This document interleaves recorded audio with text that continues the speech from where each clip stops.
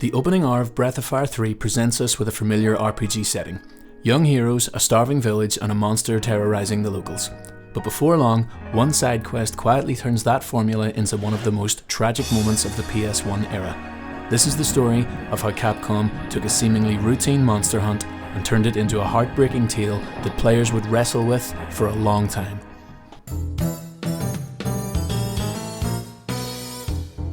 In 1997, Japanese game developer Capcom released their now cult classic RPG, Breath of Fire 3. The third game in a series dealing with ancient racial conflicts, theism, free will and identity. However, before this entry in the series went on to wrestle with those subjects, it presents one of the more memorable and heartbreaking side quests in the PS1 console generation, the tragic story of the New. Our quest begins with a trio of orphaned children and would-be thieves struggling to survive and feed themselves due to a failing harvest. Having nobody else to rely on, the three begin to prey on the already dwindling food supply of McNeil Village, quickly earning the villagers' fear and resentment. In their latest scheme, they plan an ambush on a local supply path. This leads to the party encountering Bunyan, a woodsman. Realising he has left his house unattended, the trio go about robbing him, but end up getting easily apprehended. Bunyan scolds the party for compounding the suffering of the villagers, but ultimately offers them a chance at redemption if they head to the nearby and notoriously dangerous Mount Glouse. Bunyan initially singles out Ray for the task, hinting at a deeper confidence in his abilities, before reluctantly allowing all three to go. Along the trail, at the first rest stop, Ray explains to Ryu and Tipo why they have been sent. McNeil Village is being terrorised by a monster that lives on Mount Glouse, and Bunyan believes Ray could defeat it, hinting at another compounding mystery on Ray's true nature. To the player at this point, everything feels familiar. A village plagued by a beast, a dangerous mountain, a monster hunt offered as a path to acceptance. We instinctively accept the framing presented to us, assume the creature's malevolence, and set out to kill it without question. But more on that later. As the morning sun rises on the rest stop, the party are awakened to the terrifying shriek of a monster. Resolving to confront it head-on in an attempt to redeem themselves, the game plays its hand and reveals the creature to be a New. With direct inspiration from Japanese mythology, the yokai, New, is described as a chimera combining the head of a monkey, the limbs of a tiger, the body of a dog, and a serpent as a tail. Just like the unnatural shriek that rouses the party, the folklore states that it makes an eerie bird-like cry, which is often an omen for dreadful events to come. Purported to be a shapeshifter, able to change its appearance at will, and even able to take the form of a black cloud, in Japanese folktales, it is said that when the New was slain, its cry was replaced by the common cuckoo, signalling that peace had been restored. Although it can be difficult to decipher with Breath of Fire 3's pixel art style, it is clear that the developers took inspiration from the mythology. The visual design is an amalgamation of several animals used to create the creature's visual appearance, and even within the game's mechanics we see references to the mythology. The New has striking attacks with its tiger claws, a jumping attack referencing its monkey-like abilities, and even attacks with a poisonous dark cloud, hinting at the aforementioned shape-shifting ability.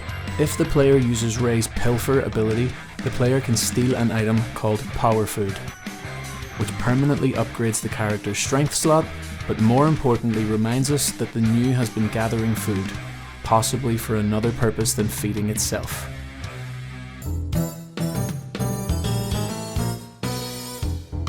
The trio faces down the New in their initial battle with the creature, and this is where Capcom begins to subvert our expectations.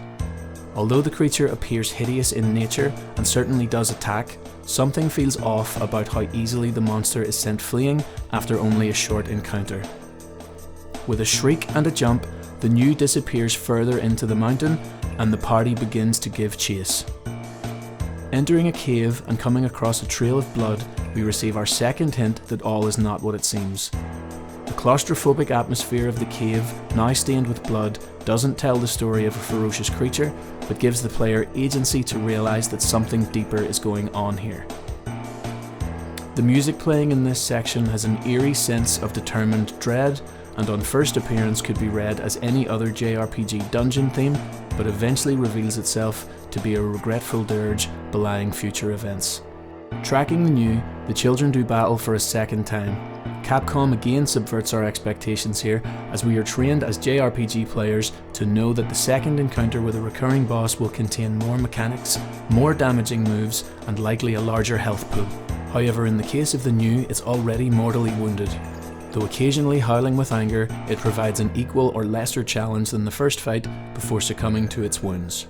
Shouting out one final shriek, the new dies. But unlike any other enemy in the game before it, it remains in the world.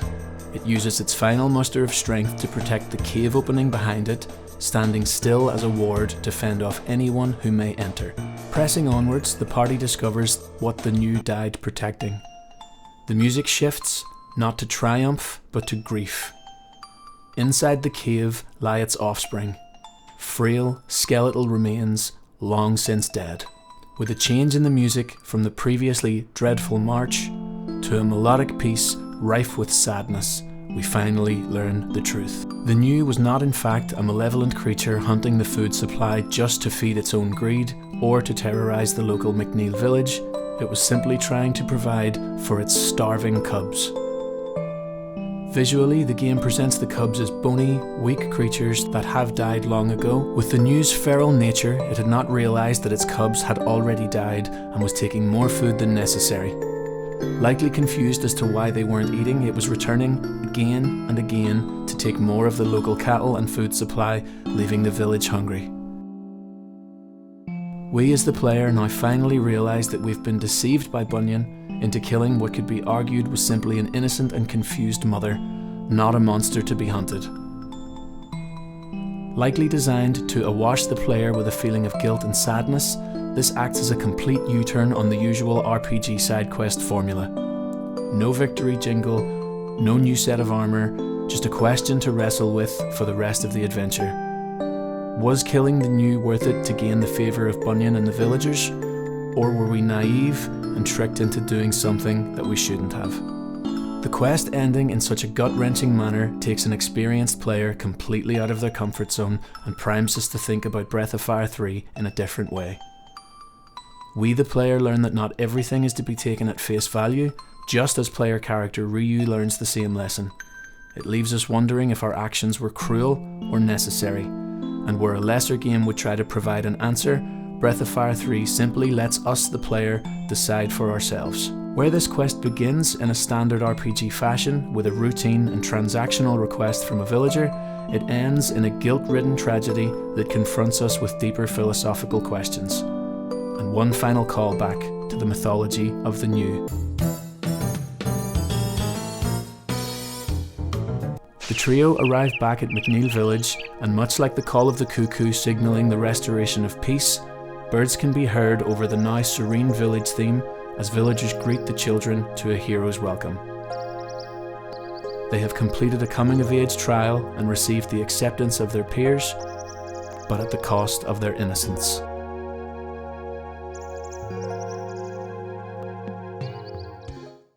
Thank you for sticking around to make it this far into the video if you did, and apologies that I do have a little bit of a cough and a cold this week.